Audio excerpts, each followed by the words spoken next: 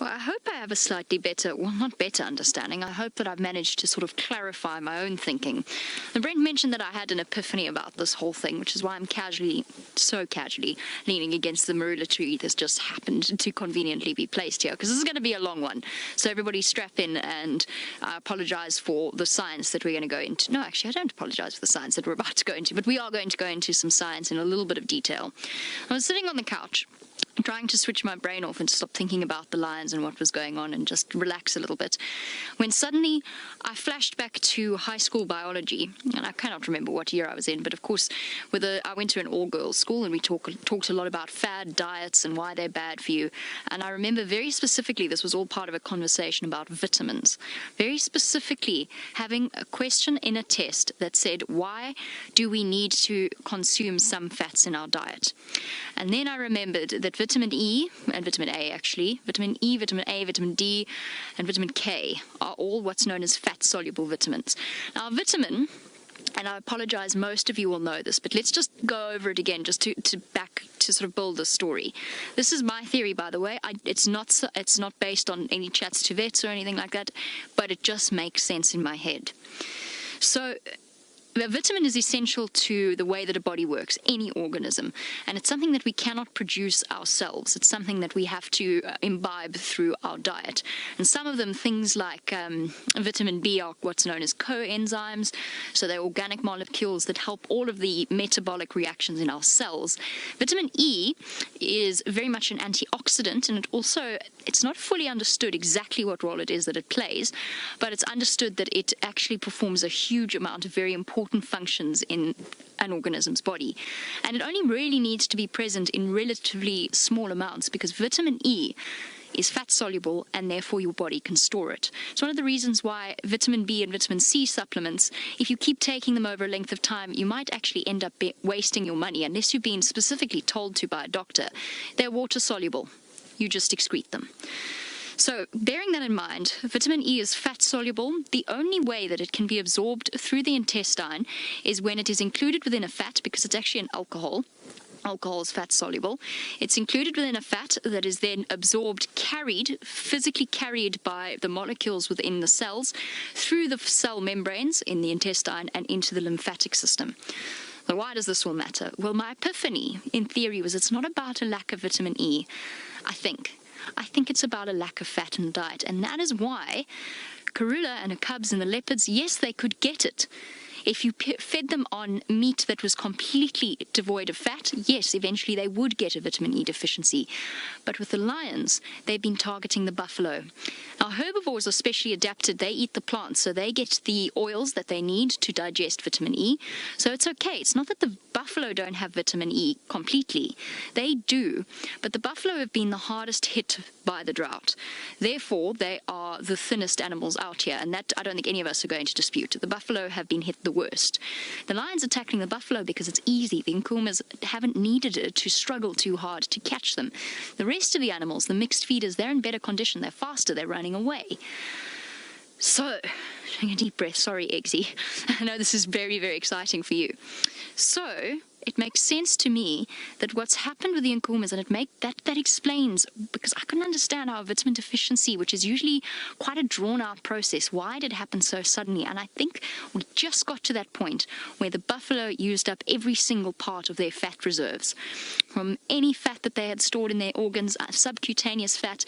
And now that I think about it, when you look at the carcass and you look under their skin, there was hardly anything there.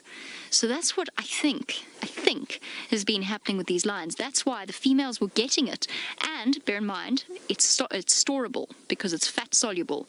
Therefore, their bodies had it stored up, and they just reached the point where they just didn't have any left, and they weren't getting any in their diet. The milk production carried on, but without vitamin E. The cubs went first, but not by much, because remember, vitamins are such a crucial part of our day-to-day existence. If I were to take away your vitamins completely, that you didn't have any in you, you'd become incredibly weak incredibly quickly. And that, I think, is the explanation as to why this white muscle disease has happened as quickly as it has. It makes sense to me. Yes, exactly. Exactly, Gen B. That's exactly what I'm thinking. So if they'd killed the hippo not too long ago, and the hippo also not in fantastic shape, but the hippo slightly better off than the buffalo, then yes, I think that might have been something that would have started to help save them. Look, it might have been that the progression of the disease was such that it was already getting to that point where it just hit that tipping point, and that's when they started to fold. But the good news is that, to me, it makes sense that it's something that's imminently fixable.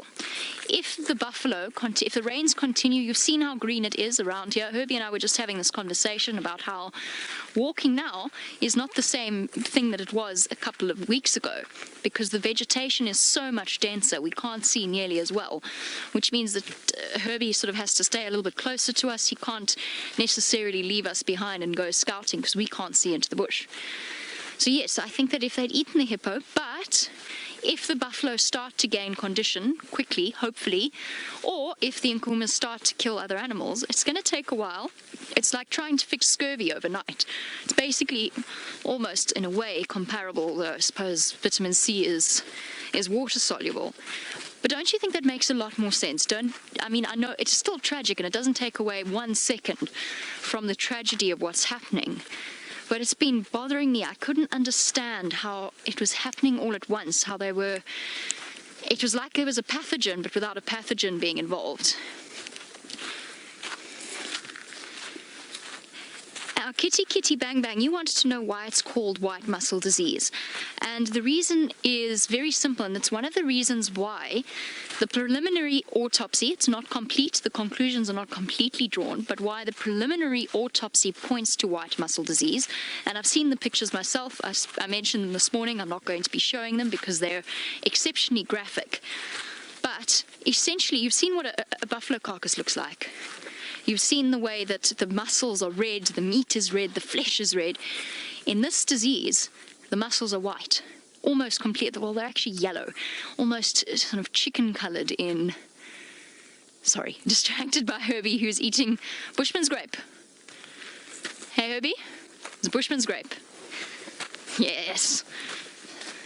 Spot on. I'm distracted. What are we looking for? Berries. Ah, and a beautiful moth. I've seen this moth before. Back to that whole conversation. Diane, you wanted to know if white muscle disease could have killed the buffalo that were already dead. My suspicion is no. I think they have... Look, it might be part of the malnutrition, so they might have a slight vitamin E deficiency. They might, as just part of the entire malnutrition that they've been subjected to. But I doubt that was the primary cause of death for the ones that have died without any explanation. My suspicion would be that that is just pure malnutrition. And what, of course, happens is the heart muscle starts to get weak, and the buffalo dies of some kind of complication resulting from the fact that they just don't get the nutrients they need. The reason I don't think it's specifically vitamin E is because of what we discussed earlier. So the fact that plant herbivores are adapted to get vitamin E and oils and the fats that they need from the plants themselves.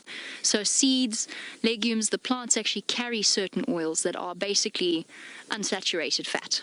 That works just as well as saturated. It doesn't have to be a lard of fat or butter to get the vitamin E to digest. So I doubt it was the vitamin E deficiency. And look at what the meat looked like, the muscle looked like on the buffalo. It wasn't white, it was pink. So it makes me think it was something else, probably just general malnutrition that killed the buffalo. So there you go. That was a lot of talking. So there you go. That was my theory. I hope it makes sense to you and perhaps helps you a little bit to understand the way that this disease or deficiency has progressed in the way that it has. And it gives me hope, personally, because it means that it should, as soon as they start getting fat back in their diet, it should help. Right, so I don't think leopards will get it because they eat better food. Let's go over to Byron, have a look at a leopard.